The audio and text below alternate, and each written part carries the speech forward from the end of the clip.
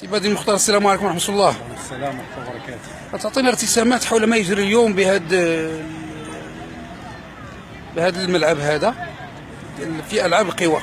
بسم الله الرحمن الرحيم. في إطار برنامج ديال الجامعة الملكي المغربي لألعاب القوى كينظم عصبة الشاوية ورديرة بالتنسيق مع الاتحاد الرياضي لبن حمد وبالتعاون مع المجلس البلدي للمدينة السباق الجهوي الثاني للعدو الريفي اللي شاركوا فيه ثلاثة ديال الفئات، فئة الصغار والفتيان والشبان.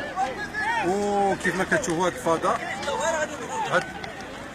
كيف ما كتشوف هذا الفضاء اللي هو الغابة ديال المستشفى الرئوي سابقا، كانت مشاركة جد مكثفة لجميع الأندية المنخرطة في العصبة.